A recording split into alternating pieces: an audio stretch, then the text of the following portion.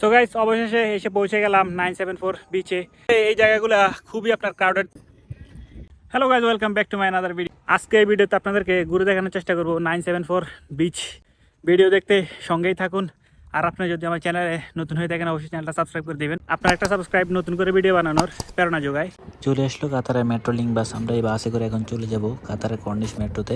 Travel card পাঁচ করেই কিন্তু বাসে উঠতে হয়, এবং কি এই বাস কিন্তু সম্পূর্ণ ফ্রি, এটা কোনো ধরনের টাকা কাটে না। আজকে আমাদের গন্তব্য হচ্ছে কাতারের 974 বিচ। সেখানে আপনারা মেট্রো দিয়ে কিভাবে যেতে পারবেন সেটাই তুলে ধরার চেষ্টা করব। সো গাইস, আমরা স্টেশনে চলে আসলাম। বাস থেকে নামার পর আপনি যে জায়গাটায় চোখ যাবে সেটা হচ্ছে আপনার এই আলবিদা পার্ক। এইখানে আয়োজন করা হয়েছিল কাতারের এক্সপো 2023। 6 মাস পর্যন্ত এই আয়োজন অব্যাহত ছিল। সো গাইস, অবশেষে আমরা চলে আসলাম কাতারের কর্নিশ মেট্রোতে। এখন আমরা মেট্রো লাইনের দিকে এগিয়ে যাচ্ছি। সো গাইস, মেট্রোতে যাচ্ছি। অনেক দিন মেট্রোতে ট্রাভেল করা হয় না, সেই জন্য এখন আমার ব্যালেন্সটা চেক করব। তো আমার ব্যালেন্স চেক করে দেখি যে মাত্র 3 রিয়াল আছে। তো এখন আমি টপ আপ করে নিব। তো আমি 10 রিয়াল টপ আপ করে নিলাম। আপনারা যারা টপ আপ করবেন 20 রিয়াল হলে আপনার কিন্তু যত বড় নোটই নেন 150 তারা রিটার্ন দেবে, কিন্তু 10 রিয়াল টপ আপ করলে সেটাকে আপনি শুধু 10 রিয়ালই পে করা লাগবে।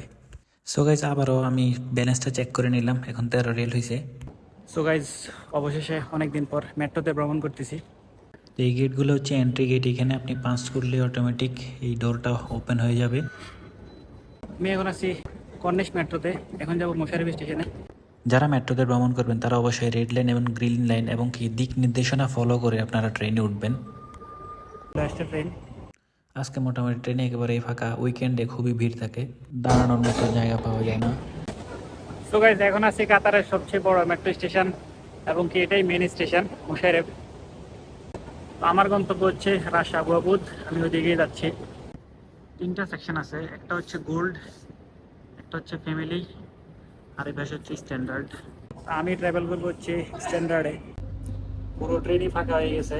আমি যাচ্ছি রাস আবু আবুদের দিকে। প্রিমিয়াম বা গোল্ডে আপনি যদি নর্মাল টিকিট নিয়ে যান সেক্ষেত্রে আপনাকে জরিমানা গুনতে হতে পারে।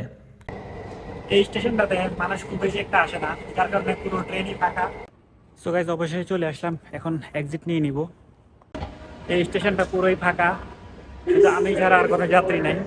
সো গাইস, মেট্রো স্টেশন থেকে বের হয়ে গেলাম। তো আপনারা মেট্রো থেকে বের হওয়ার পরই সামনে দেখতে পাবেন 974 স্টেডিয়াম। ওয়ার্ল্ড কাপ নিয়ে পশ্চিমা বিশ্ব যে প্রপাগান্ডা ছড়িয়েছিল, কাতার কিন্তু সফলভাবে এই বিশ্বকাপের আয়োজন করছে। যারা এখানে আসছিল ওয়ার্ল্ড কাপের সময় তারা সবাই বলছে ওয়েল অর্গানাইজড হিয়ার। তো এখানটায় দেখতে পাচ্ছেন রাস আবু আবুদ বিচের শাটল বাসের সাইন কিন্তু লাগিয়ে দিয়েছে এখানে। 220 বিলিয়ন ডলারের পাওয়ার দেখুন। মরুভূমির পাথরকে বানিয়ে রাখছে সবুজ শ্যামল এবং কি খুব মনোরম পরিবেশ। সো গাইস, অবশেষে এসে পৌঁছে গেলাম 974 বিচে। এই জায়গাটা একটা অনেক সুন্দর ক্যাফেও আছে, আপনারা চাইলে আউটডোরে বসে এখানে খাবার দাবার খেতে পারবেন। সো গাইস, এই ক্যাফেটাতে আসলাম একটা গ্রিন টি নেওয়ার জন্য। আপনারা চাইলে এখানে নর্মালি ক্যাফেতে যা যা পাওয়া যায় আপনারা অর্ডার করতে পারবেন। সো গাইস, অর্ডার করার জাস্ট 2 মিনিটের মধ্যেই আমাকে গ্রিন টিটা দিয়ে দিছে।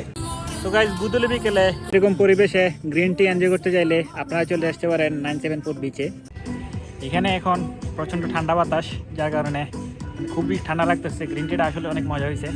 তো গাইস, আমার পিছনে যে রাস্তাটা দেখতেছেন এটা কিন্তু সাইকেলিং করার জন্য অথবা যারা স্কুটি চালান তাদের জন্য। তো আমার এই যে দেখতেছেন একটা স্কুটি, এটা কিভাবে ড্রাইভ করবেন এই যে দেখতেছেন। প্রথমে আপনি এখানে স্ক্যানিং করে এইটা থেকে আপনার একটা অ্যাপস ডাউনলোড করবেন।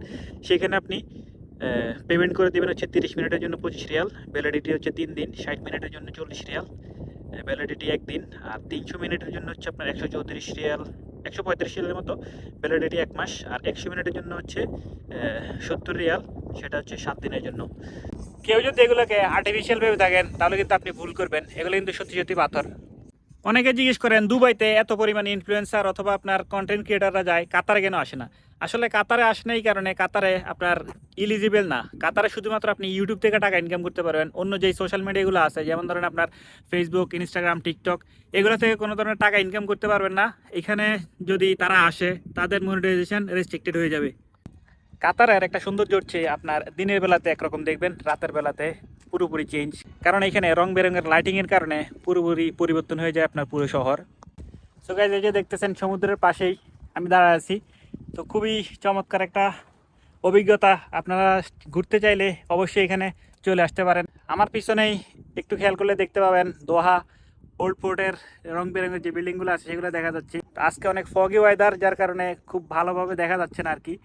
খুবই চমৎকার পরিবেশ, যারা এখনো ভিজিট করেন না এই জায়গাটা, আপনারা চাইলে এইখানে ভিজিট করতে পারেন।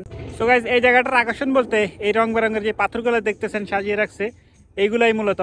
আর এই জায়গাটা হচ্ছে প্রাইভেট বিচ, এখানে অনেকে ফ্যামিলি নিয়ে আসেন সমুদ্র স্নান করার জন্য অথবা স্পিড বোট রাইডিং করার জন্য। পেছনে রয়েছে 974 স্টেডিয়াম। তো গাইজ, উইকেন্ডে এই জায়গাগুলো খুবই আপনার ক্রাউডেড থাকে। এখানে অনেকেই ফ্যামিলি নিয়ে ঘুরতে আসে, অনেকে বন্ধু বান্ধব নিয়ে ঘুরতে আসে। তো লাস্ট টাইম আমি আমার ফ্যামিলি নিয়েও এখানে ঘুরতে আসছিলাম। তো আপনারা যারা ঘুরতে আসতে চান আসতে পারেন।